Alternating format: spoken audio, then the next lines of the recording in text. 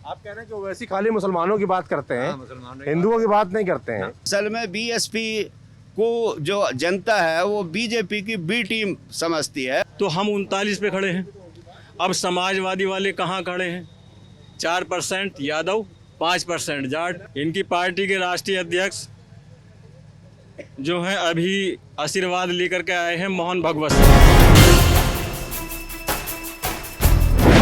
नमस्ते, मैं सौरभ हूँ। आप देख रहे हैं दी लल्लन टॉप की चुनाव यात्रा। लल्लन टॉप की टीम हीरा, इसका नामकरण किया हमारे साथी जेरी ने, और पहुंच चुकी है बिजनौर। पश्चिमी यूपी से हम आगे बढ़ चुके हैं बिजनौर की तरफ।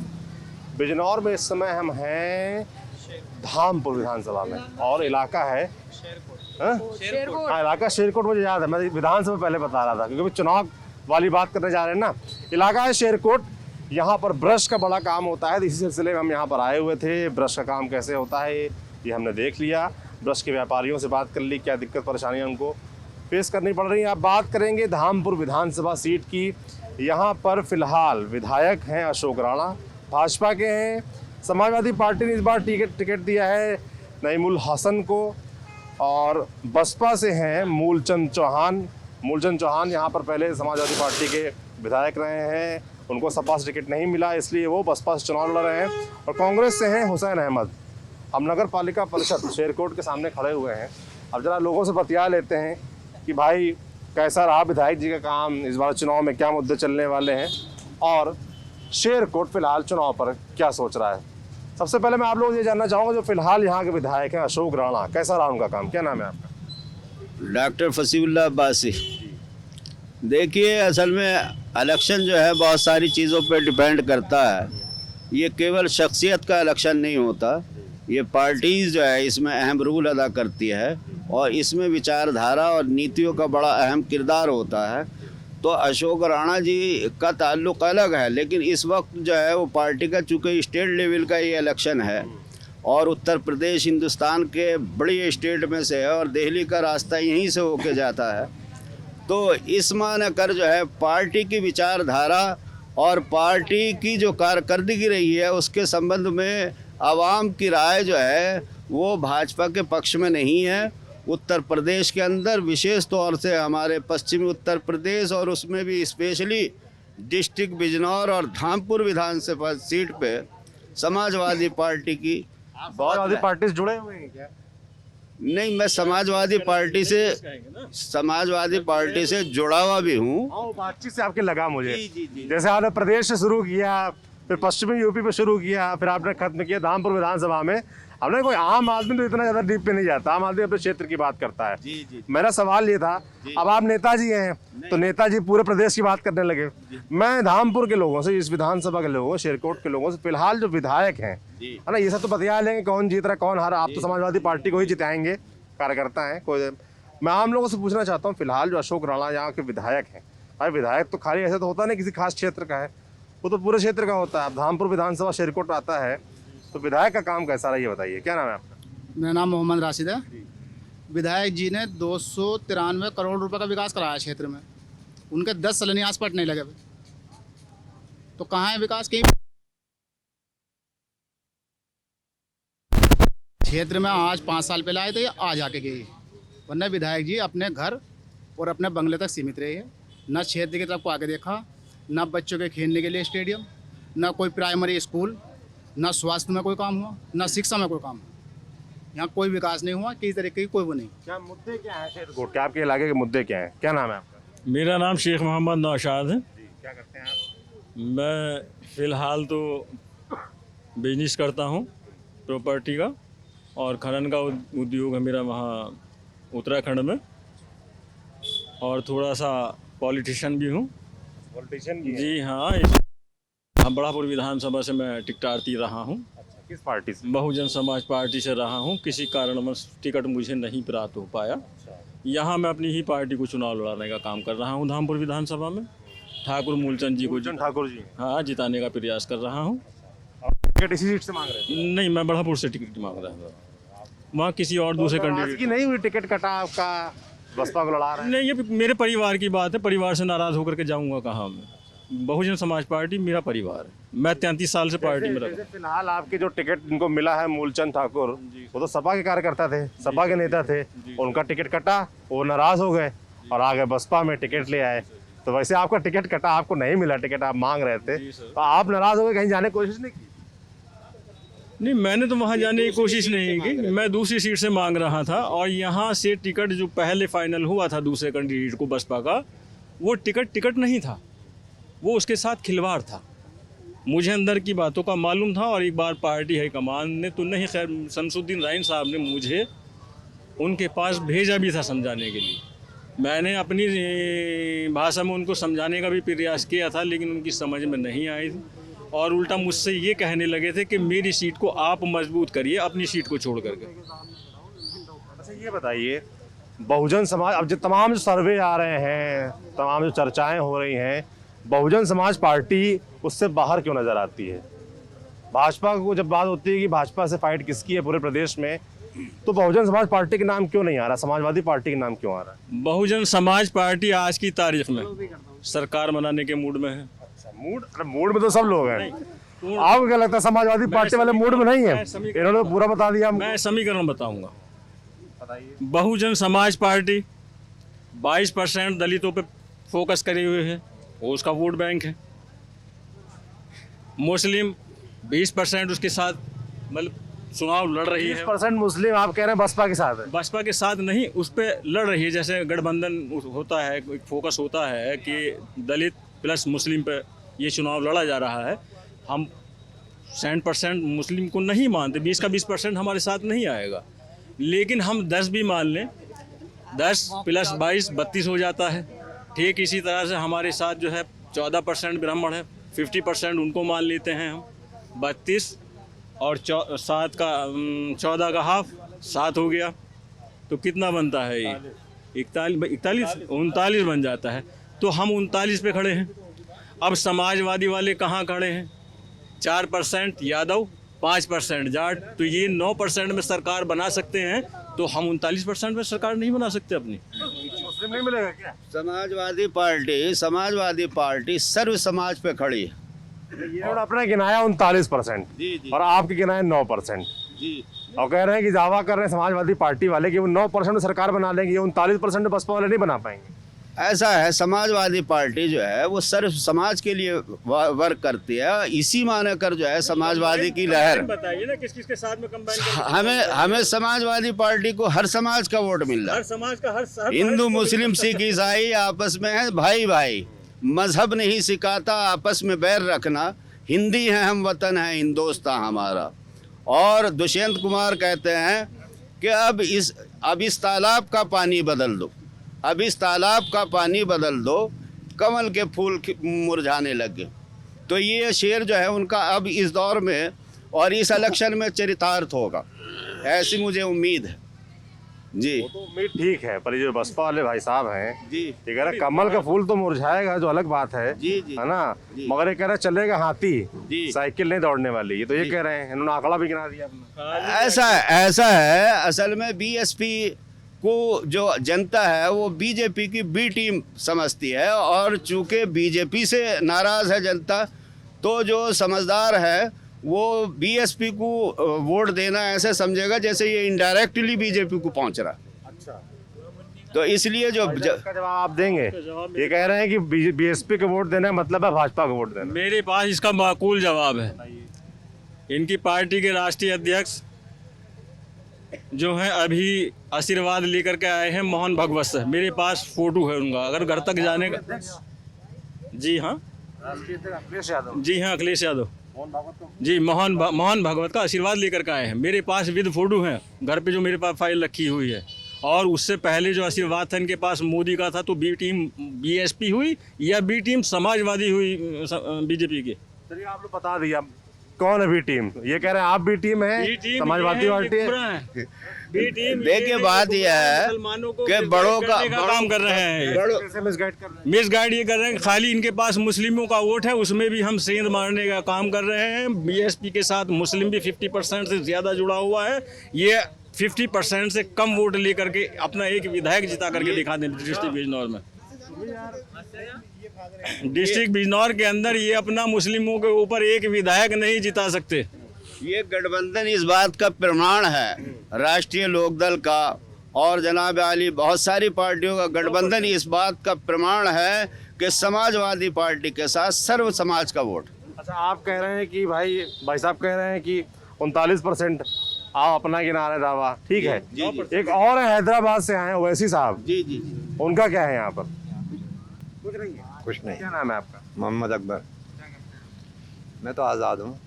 काम निपट चुका, आराम चल रहा है। आज़ाद हूँ, अब तो बतेरा कर दिया जो करना था। सही बात। हाँ। क्या उम्र है आपकी? मेरी 72 साल है। 72 साल। जी। तो आप कह रहे हैं ओवैसी का कुछ नहीं है? कुछ नहीं है यहाँ पे। क्यों, ऐसा क्यों लगता है आपको? तो वो खुद भी टीम है बीजेपी की। वो भी टीम है? बिल्कुल। ये कह रहे हैं, ये बसपा वाले कह रहे हैं सपा भी टीम है, सपा वाले कह रहे हैं बसपा भी टीम है। वो भी बीजेपी टीम है। और क्यों मतलब अगर कोई सड़क छाप नेता बीजेपी को तू भी कह देना तो जेल में जावे, और वो सामने पड़ कर गाली देवे, उससे कुछ नहीं होता, उस पर कोई मुकदमा नहीं होता। तो यूँ बीजेपी टीम है। अभी सरेआम गाली देते हैं ओवैसी जो है, आप कह रहे हैं सरेआम गाली देते हैं। हम गाली दे रहे हो, तो बुरा भला कहते हैं बंदे मर का। तो वहाँ अच्छा खा ठीक करते हैं, गलत करते हैं? गलत करते हैं। गलत यूँ करते हैं कि वो मुस्लिमों को काटते हैं। इलेक्शन इसलिए लड़ते हैं कि मुस्लिम काटने के बाद बीजेपी को जिता दें। और वो तो कह रहे थे कि हम समाजवादी पार्टी के पास गए थे गठबंधन करने के लिए, बहुजन समाज पार्टी के पास भी गए थे गठबंधन करने के लिए, समाजवादी किसी ने गठबंधन किया ही नहीं। समाजवादी पार्टी इतनी बड़ी बेवकूफ़ थोड़े है कि उससे गठबंधन करेगी, अपना वोट कटवा देगी। वो वो तो कह रहे साथ आ जाते ना तो वोट ना कटता। कैसे कट जाता, कैसे ना कटता वोट। साथ में गठबंधन कर एक लेते। तरफा बात करेगा मुसलमानों के हक में या हिंदू के हक में, तो वो हिंदू भागेगा ही। ये बात बताओ, हमारी बात गलत हो तो। आप कह रहे हैं कि वैसी खाली मुसलमानों की बात करते हैं, हाँ, मुसलमानों की हिंदुओं की बात नहीं करते हैं, इसलिए अखिलेश यादव ने गठबंधन नहीं किया। और जीत तब वो शख्स है जिसे दोनों वोट मिलते हैं, हिंदू का भी और मुसलमान का भी, समझे नहीं, वो जीतते हैं। और जो एक तरफा बात करेगा तो वो क्या जीतेगा, मुसलमान ने आपके क्षेत्र में किसको मिल रहा है वोट, किसका माहौल है? हमारा माहौल तो इसका ही हैगा, सपा का। सपा का माहौल। सपा का माहौल है। सपा का माहौल है, अच्छा खासा माहौल है यहाँ पे। मुस्लिम वोट बहुत मिल गया, हिंदू वोट मिल गया, इसलिए सपा का माहौल है। अच्छा, बसपा का? ना बसपा की कोई कहानी ना आगे। बसपा की कोई कहानी नहीं है। पर इस क्षेत्र में बसपा बहुत मजबूत रही है एक समय। हाँ, मजबूत रही जब रही है कि क्या कहना है, ऐसी मजबूत रही है कि एक दफ़ा यहाँ विधायक बना था गाजी, तो उसने अपने भी साथ फट्टा फिरवाया था। कैसे? कैसे कोई बात हो जाती है जो उसके खिलाफ था, उसे फट्टा फिरवाया था। ये कहानी रही। असल में एक अंदाज देहलवी ने कहा था कि जाके दुश्मन से मेरी दोस्ती पक्की कर ली, जाके दुश्मन से मेरे दोस्ती पक्की कर ली, और एक ही रात में मैडम ने तरक्की कर ली। मैडम का ये पता नहीं चलता कि कब वो जो है बीजेपी को राखी बांध दे, इसलिए आवाम जो है, जनता, वो बीजेपी की बी टीम समझता है, बीएसपी को। इसलिए जो सेकुलर माइंड के लोग हैं वो बिल्कुल जो है लाइक नहीं करते बीएसपी को, बिल्कुल लाइक नहीं। भाई साहब तो बसपा वाले जो दावा कर रहे हैं कि 10% मुस्लिम वोट मिलेगा। अब देखिए, अपना अपना माइंड है, जो है दिमाग आज़ाद है, सोच आज़ाद है, विचारधारा आज़ाद है। अब कोई किस ढंग से, किस दृष्टिकोण से कोई आदमी सोचता है, वो अपनी अपनी सोच है। लेकिन बीएसपी का फिलहाल जो है बिल्कुल जनाधार नहीं है। क्या नाम है आपका? जी मोहम्मद अफजाल।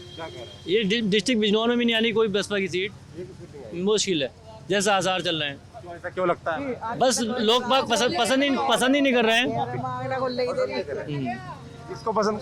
या समाजवादी को, क्यों समाजवादी पसंद कर रहे हैं? बस एक अच्छा हो के नाते कि यूनिट मिल रहा है ना, इसलिए 300 यूनिट का ऐलान किया है। 300 यूनिट का ऐलान किया है। जी। आप पहले किसके साथ हैं? नहीं जी, नहीं हमने, पहले किसी और के साथ थे क्या? नहीं नहीं थे नहीं, पहले बसपा के साथ थे। नहीं थे। वो क्या नाम, उनको टिकट नहीं दिया, पैसों के चक्कर में टिकट काट दिया, तो उनसे हटा के हट गए, उनसे हट गए। तो इसलिए हमने सजग समाजवादी की तरफ को रुझान कर लिया। चुनाव हो रहा है वो विकास के नाम पे हो रहा है, वो अखिलेश भैया के नाम पे हो रहा है। जो उन्होंने चहुमुखी विकास किया उत्तर प्रदेश के अंदर, छात्रों के लिए पढ़ाई के लिए लैपटॉप दिए हैं बच्चों को। मुख्य विकास किया था तो चलेगी क्यों सरकार? चलिए को सर, जो ईवीएम चला था, ईवीएम में घोटाला हुआ है हर विधानसभा क्षेत्र में। आज तक कोई साबित नहीं कर पाया।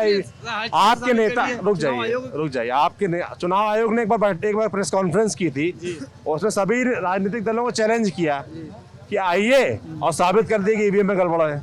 नहीं साबित को आपके अखिलेश यादव क्यों नहीं कर पाए साबित? सर साबित नहीं कर पाए, बहुत सी चीज़ें रही, बहुत चीज़ें कुछ कमियां भी रही हैं सरकार की। बट इस बार जो है, जो विकास की को लेकर ही और पढ़ाई को लेकर और शिक्षा को लेकर मुद्दा उठा हुआ है, और जो आज की नई जनरेशन है वो इसी मुद्दे को उठा रही है कि शिक्षा के मामले में हो या रोज़गार के मामले में हो। आजकल नौकरियां नहीं है, बेरोज़गार हैं सारे लोग, इतने नौजवान खड़े हैं। आप पूछिए सबसे, कितने लोगों के पास नौकरी है? किसी के पास नौकरी नहीं है, सब जो है बेरोजगार है। और इंसान जब बेरोजगार हो जाता है ना, तो सर कोई भी पार्टी आए, किसी भी चीज़ की आए, अखिलेश यादव को टाइम नौकरी मिल रही थी, नौकरी मिली थी सर, भर्तियाँ हुई हैं मदरसा बोर्ड में हुई है भर्तियाँ, और पुलिस में भर्तियाँ हुई हैं। 112 जब आया था उसके लिए भर्तियाँ हुई हैं। सरकार कह रही है हमने 5 लाख नौकरियां दी, कहाँ दी है सर? बताइए के देश में 5 लाख नौकरियाँ कहाँ है? 120 करोड़ के देश में 5 लाख नौकरियाँ। प्रदेश की अच्छे दिन है ये, अच्छे दिन है ये। अरे एक मेरी बात सुनिए, आप यूँ कह रहे हो कि हर बार जनता नया चेहरा देखना चाहती है कि ताकि अच्छा विकास हो।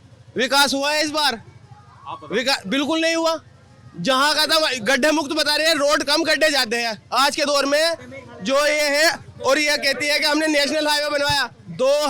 ये जो है 15 साल पुराना बिल पास हुआ है, ये जो था 15 साल बिल पास हुआ था। ये जो रोड बना है नेशनल हाईवे है, ये अब जाके पहले का पास हुआ है, गवर्नमेंट का पास हुआ था, तो ये अब बना है रोड। नाम क्या हो गया कि मोदी सरकार ने बनवाया है, ऐसा नहीं है, पहले का हुआ है। और रही बात इसकी, इंशाल्लाह आपके अखिलेश यादव फिर से आएंगे, देख लेना, और दोबारा जाएंगे नहीं अखिलेश यादव, देख लेना आप, आएंगे अखिलेश यादव दोबारा इंशाल्लाह। नारेबाजी करेंगे तो मैं माइक बंद कर दूंगा। नहीं नारेबाजी नहीं, है ना, बात करनी हो तो बात कर लें। हाँ, जैसे कि इन्होंने मैंने पूछा, इन्होंने कहा अखिलेश यादव ने बहुत अच्छा काम कराया था। अच्छा काम कराया तो सरकार क्यों गई, ये बताइए। आदमी और अच्छा, आदमी की फितरत ये होती है और अच्छा चाहता है। वो सोच रहे थे अच्छे दिन के आएंगे और अच्छे दिन आएंगे, मगर ये नहीं पता था लोगों को कि ये हो जाएगा जो हुआ है। इन 5 सालों में जितना गलत काम ये हुआ है, मतलब कुछ नहीं, बस ये है हिंदू मुस्लिम विवाद छेड़ दो और जीत लो। इलेक्शन कुछ नहीं है, हिंदू मुस्लिम विवाद पे घोटाला चल रहा है सीधा ये। यानी किस बेसिस पर लड़ना चाहती है ये बीजेपी सरकार? क्या बेस है इनके पास? पहले राम मंदिर था, राम मंदिर बन गया, अब क्या रहा है, क्या रह गया इनके पास अब लड़ने के लिए? कुछ नहीं रहा। तो इन्होंने चाहा कि हिंदू मुस्लिम बेस पर लड़ा दिया जाए। अब आपस में हम पूरा शेयर कोड है, आज तक कोई सा ऐसा विवाद नहीं हुआ कि हिंदू मुस्लिम के बीच में विवाद हो गया हो। 70 साल का पीरियड चलता आ रहा है आज़ादी के बाद से, आज तक शेयर कोड के अंदर आज तक भी ऐसा नहीं हुआ हिंदू मुस्लिम विवाद फैला हो। हमारे यहाँ ऐसा कुछ नहीं है, मगर ये जब हिंदू मुस्लिम विवाद नहीं होता है, कोई दिक्कत परेशानी नहीं है, तो जब राजनीतिक पार्टियां हिंदू मुस्लिम करती हैं तो वोट क्यों मिल जाता है फिर? वही तो है, भ्रष्टाचार यही तो फैलाते जाते हैं। ये जो जितनी भी सरकार है, ये इनके पास बीजेपी के पास और कोई तो पक्ष रहा नहीं, तो किस बेसिस पर लड़ेंगे ये? तो ये हिंदू मुस्लिम विवाद ही अब जनता जागरूक हो गई। अब ये सोच हिंदू मुस्लिम वाली खत्म हो गई। अब जनता को पहले थी, लेकिन अब लोगों को पता लग गया है। अब हर जनता जागरूक है, सब जनता जागरूक है। हर इंसान अब जो पढ़ा लिखा है, हर इंसान अब समझदार हो चुका है। वो अभी इस बेगाम में नहीं आने वाला कि राम मंदिर और मस्जिद मंदिर के मसले में नहीं आने वाला। इस बार जो चुनाव होगा, इस बार जो युवा जो वोट करेगा, जो पार्टी को चुनेगा, वो विकास और शिक्षा के रूप में चुनेगा। विकास और शिक्षा चाहिए और रोजगार चाहिए, 3 चीज़ें चाहिए। 3 मुद्दे हैं इस बार सरकार इस टाइम, और वो 3 ही मुद्दे रहेंगे, शिक्षा और रोजगार और विकास। समाजवादी पार्टी के नेता हमारे साथ हैं, हम इनसे ये पूछ रहे थे, इन्होंने कहा कि सपा की सरकार आएगी। अच्छा, हमने पूछा क्यों, बोला अच्छा काम किया था। तो हमने कहा अच्छा काम किया था अगर, तो गई क्यों सरकार? जी सरकार क्यों गई आपकी सरकार में? देखिए, असल में ऐसा है कि मजहबी जुनून कोई सा भी हो, क्या इश्किया जुनून हो, मजहबी जुनून हो, जुनून तो जुनून ही होता।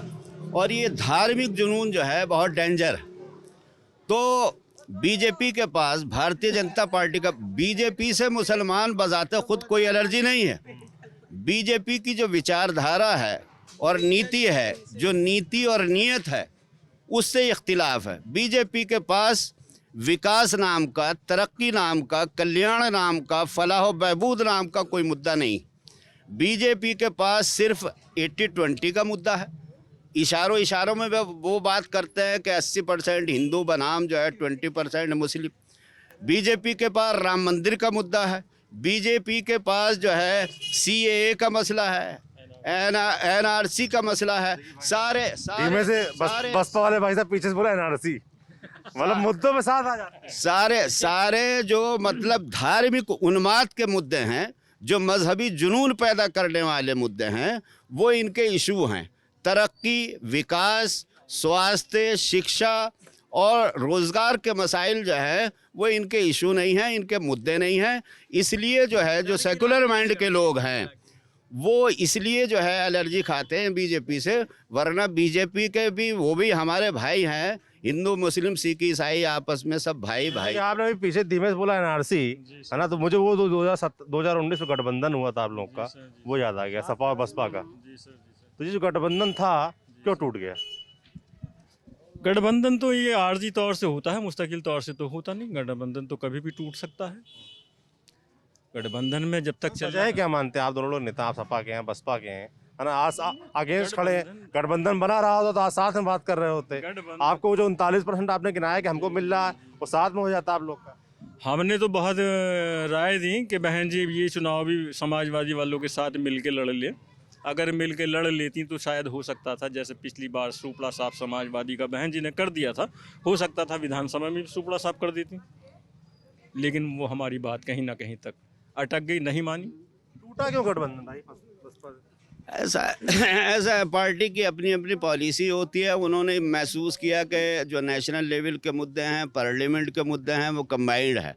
अब स्टेट में हमारे मुद्दे अलग होंगे, तो स्टेट के इलेक्शन को मद्देनज़र रखते हुए जो है उन्होंने गठबंधन तोड़ा। हाँ, और वैसे भी देखिए आप जानते हैं कि बहन जी जो है वो अवसरवादी या मौका परस्त, मफाद परस्त, और मैंने अभी एक शेर सुनाया था कि जाके दुश्मन से मेरे दोस्ती पक्की कर ली। एक ही रात में मैडम ने तरक्की कर ली। तो अवसर ये सब चीज़ें 2019 में गठबंधन टूटने के बाद हुआ, पहले नहीं था क्या? अगर पहले नहीं था तो गठबंधन क्यों कर लिया? नहीं, बाज़ दफ़े हालात ऐसे आ जाते हैं ना कि मसाइल जो हैं वो कंबाइंड हो जाते हैं। अब जब दोनों का नहीं, अभी आप कह रहे थे कि मैडम रात भर तरक्की कर ली, है ना, और फिर 19 में गठबंधन कर लिया था। वो तो उन्होंने गठबंधन तोड़ के जो है अपनी सीटें जो 0 से समाजवादी ने 10 पे पहुंचा दी। समाजवादी की सेक्रीफाइस देखिए, त्याग देखिए कि उन्होंने जो है उनके वर्करों ने दिलो जान से इलेक्शन लड़ा के बहन जी को 0 से 10 पे पहुंचा दिया, जबकि वो खुद जो है 5 पे ही रह गए। तो अब मतलब ये है कि जब मालूम हो गया, छोड़ दिया गया गठबंधन। जी, स्वार्थ, अवसरवादिता, मौका परस्ती। बगल में एक भाई साहब, इनका सवाल है 2024 में किससे गठबंधन होगा? जो मुद्दे मतलब मुश्तरक होंगे, जो मुद्दे मैच करेंगे, जिनका जहन मैच करेगा, माइंड मैच करेगा, उनसे जो है गठबंधन मैच होगा। जहन जो आदमी का बदलता रहता, पॉलिसी बदलती रहती। जब पॉलिसी मैच करती तो जो है मतलब ये है कि गठबंधन होता।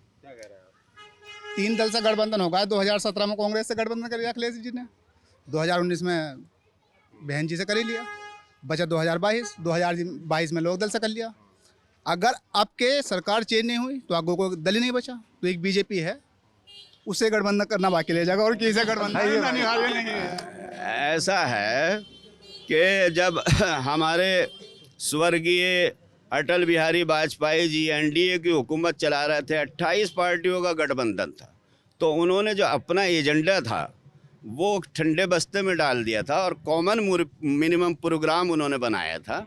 यानी वो एजेंडा जिस पे सब मुत्तफिक हों, तो इस तरीके से कर लिया जाता है।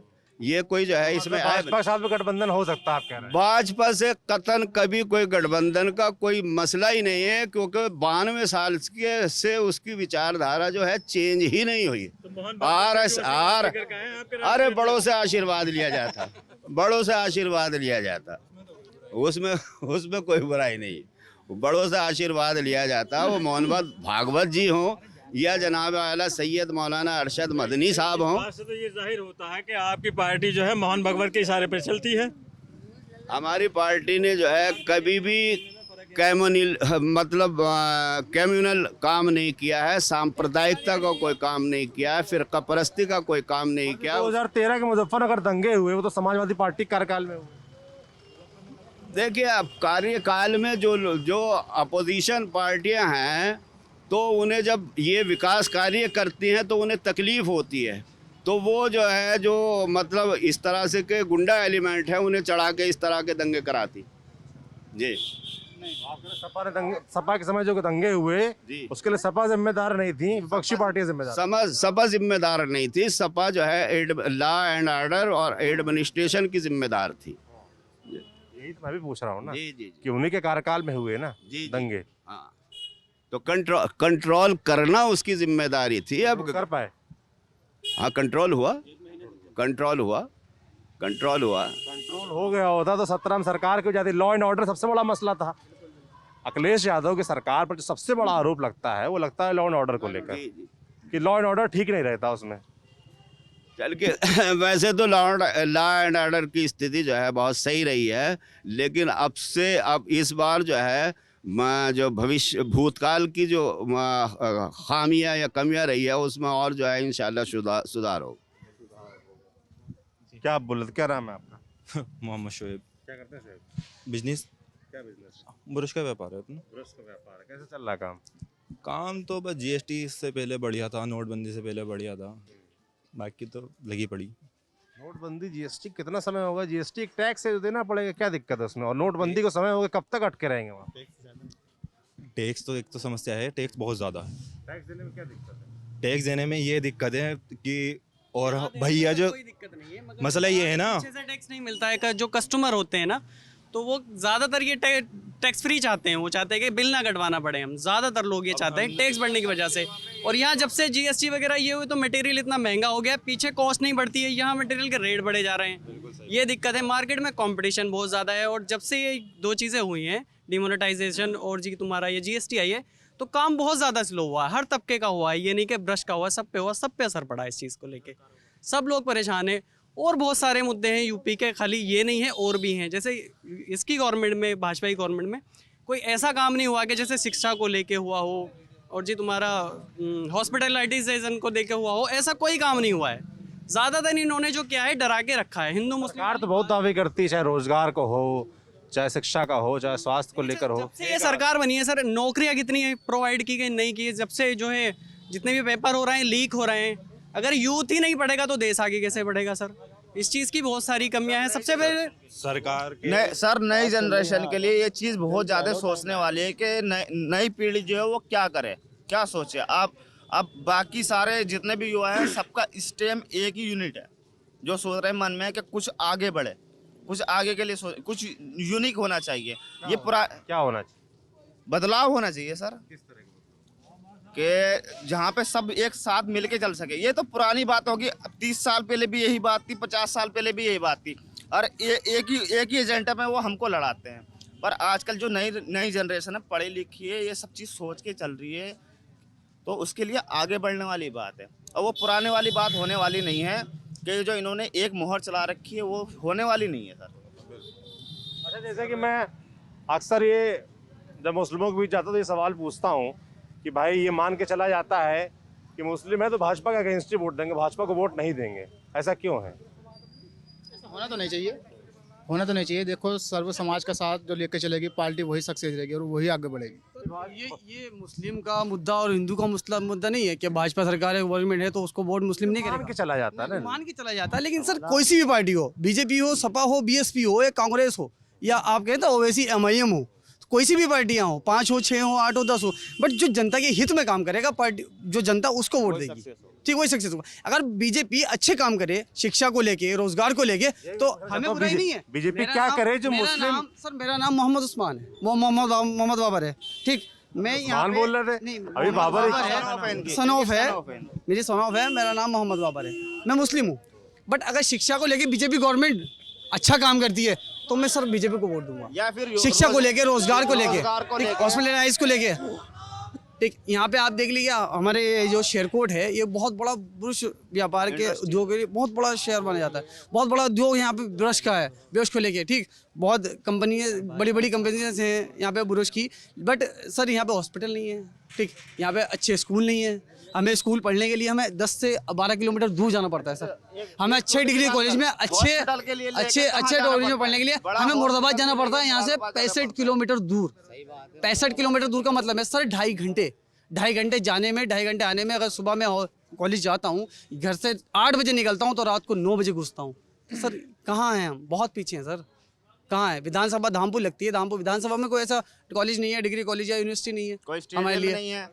कोई बच्चा कोई अगर खेल के मैदान में, अगर खेल में रुचि रखता है, खेल के लिए आगे है, तो उसके लिए कोई मैदान नहीं है, स्टेडियम नहीं है, खेलने की सुविधा नहीं है। भाजपा को वोट देने में दिक्कत नहीं है, बशर्ते वो कि भाजपा अगर काम करे शिक्षा को लेके, रोजगार को लेके और चिकित्सा को लेके हो, या खेल को लेके हो, किसी भी चीज को लेके हो, या व्यापार को लेके हो, कोई दिक्कत नहीं। सर आप बताइए जब से बीजेपी गवर्नमेंट की स्थापना हुई है आज तक किसी मुस्लिम कैंडिडेट को टिकट नहीं दिया गया। क्यों नहीं दिया गया सर? ये फर्क हम नहीं समझते, ये फर्क बीजेपी वाले खुद रखते हैं हमारे सामने। हम रखते, वो हिंदू राष्ट्र बनाना चाहते हैं। बीजेपी वाले खुद हिंदू राष्ट्र बनाना चाहते हैं, वो खुद अपने आप को मुस्लिम से अलग रखना चाहते हैं। अगर वो चाहें कि मुस्लिम हमारे साथ चले तो वो मुस्लिम को टिकट दें, मुस्लिमों को साथ लेके चले, मुस्लिमों के हित की बात करें सर। तो मुस्लिम कोई किसी का खून का प्यासा थोड़ी ना है, या कोई ऐसी बात। हम एक भाईचारा का जो यूनिट होता है, एक दूसरे को आगे बढ़ाना। ये नहीं कि मुस्लिम दुश्मन है किसी का। भाई आजकल ये होता है, अगर आप किसी का हिंदू का बच्चा हमारे घर में आ जाएगा तो हमें ये थोड़ी ना पता है उसकी जाति का। भूख लगी, प्यास लगी, पानी लगा, सबसे पहले उसको ये पूछेंगे या जाति पूछ लेंगे उसकी। ऐसे सर भाजपा का काम है, भाजपा पहले पूछते हैं कि तुम्हारा नाम क्या है। नाम जहाँ मोहम्मद लगा सर, जहाँ नाम में मोहम्मद लगा वहाँ पर समझ लो कि ये हमारा भाई गार्ड है, दुश्मन है। ये नहीं होना चाहिए कि अगर हम समझ लो समाधान कोई चीज़। शेरकोट में जो है ना, जो हमारे यहाँ काम करते हैं सारे हिंदू हैं टोटल। जहाँ हम माल बेचने जाते हैं, जो हमारी पार्टी है जिनसे हम काम करते हैं, सारे हिंदू हैं टोटल। ठीक है ना? मान ले अगर एक भी चेन टूटती है ना, मान लो कि वे नहीं चाहे कि हम हमसे माल नहीं ले रहे, तो डायरेक्टली हमारा नुकसान थोड़ी ना होगा, इनका भी तो नुकसान होगा। हम काम उन्हें देंगे, तो जब हमें बाहर से काम मिलेगा हमें वहीं देंगे। ये तो बात आ जाती है। बात रही है इसकी वोट। सर हिंदू मुस्लिम का है वो बीजेपी रखती है। पहले आप देखिए राम मंदिर पे चुनाव होता था, एक मुद्दा था सिर्फ, बीजेपी के बाद कोई मुद्दा नहीं था, वो था राम मंदिर का। हिंदू मुस्लिम को लेके वहाँ लड़ाना, उस मुद्दे को लेके। अब राम मंदिर बन रहा है, अब वो मुद्दा खत्म हो रहा था, तो बीजेपी धीरे धीरे कहाँ मथुरा की ओर चली। मथुरा में दंगा कराना चाहती थी, वही जो हाल अयोध्या में हुआ था हिंदू मुस्लिम राम मंदिर को लेकर के, वही मथुरा में होने जा रहा था, श्री कृष्ण भूमि को लेके और जामा मस्जिद को लेके मथुरा की। लेकिन उसको क्या हुआ, जो मथुरा की जनता को मैं ये बहुत विनम्रता के साथ मैं उनका शुक्रिया अदा करता हूँ सर, जो मथुरा की जनता ने इस चीज़ को नकार दिया। मथुरा की जनता ने नहीं चाहा ये। अगर मथुरा की जनता भी अयोध्या की तरह अगर हो जाती, अगर वो भी ये चाहती, क्योंकि आप बताइए जब अयोध्या में राम मंदिर को लेकर मुद्दा उठा, आप मथुरा अयोध्या में जाके पूछिएगा वहाँ के लोगों से, वो लोग कितने परेशान हैं। वो लोग खुद परेशान है कि है ना, तो मस्जिद बने या मंदिर बने, हमें कोई मतलब नहीं है। ऐसा हुआ है, सालों सालों कर्फ्यू रहा है अयोध्या के अंदर, कारोबार खत्म हो गए, तो मामला खत्म हो गया। अब सुप्रीम कोर्ट ने कह दिया, फिर मथुरा की तरफ मुड़ रही है। तो बीजेपी तो चाहती है कि हिंदू मुस्लिम मसला हो। उन्होंने कहा है कि अब की बार काशी हो गया और अयोध्या हो गया, अब मथुरा देखना है, अब मथुरा जाना है, कहा है खुद योगी आदित्यनाथ मुख्यमंत्री ने कहा है। तो सर वो शिक्षा की बात, रोजगार की बात करते कहाँ हैं? ये कहते हैं कि हमने 5 लाख नौकरियां दे दी, कहाँ दे दी, किसको दे दी? अभी ये इतने युवा खड़े हैं, कितने पढ़े लिखे खड़े हैं, आप किसी से पूछिए, किसी को वो अगर नौकरी मिली हो तो बताइए। नहीं है सर, ना तो शिक्षा में कुछ किया है, ना रोजगार को लेके किया है, लेकिन किसी चीज़ को लेके कोई वो नहीं किया। सर सबसे पहले तो हम आपको थैंक यू कहना चाहेंगे, आप शेरकोट आए और आपने शेरकोट के मसलों में लोगों से मालूमात किया कि कैसे बुरुश बनता है, कैसे आप लोग सप्लाई करते हैं, कैसे क्या क्या दिक्कत है। तो सबसे पहले हम आपको थैंक यू कहना चाहेंगे। और सर दूसरी चीज़ मैं लोगों से ये अपील करना चाहता हूँ कि आप 14 तारीख को जाइए और नाश्ता बाद में करें, पहले जाकर वोट डाल करके आए, और जो घर के बड़े हैं, बुज़ुर्ग हैं, माताएं हैं, बहनें हैं, उनका वोट डलवाएं। और दूसरी चीज़ ये है कि अपने मन से वोट डालें, अपने विवेक से वोट डालें। माता बहनें जो है वो घर वालों कहने वोट ना डालें। जी सर, सब अपने मन के मालिक है। और दूसरी चीज़ ये है कि आपस में भाईचारा बनाए रखें। देखिए बीजेपी हिंदू मुस्लिम इसलिए करती है, अभी योगी जी ने कहा गर्मी हम दूर कर देंगे, शिमला बना देंगे, ठीक है, और योगी जी ने कहा 80% वर्सेस 20%। तो ये सब एक संवैधानिक पद पे हैं, वो एक गरिमा होनी चाहिए। उनको कोई गरिमा नहीं है पद की, उनको वो चीफ मिनिस्टर है, उनको जो है थोड़ा सलीके से बोलना चाहिए।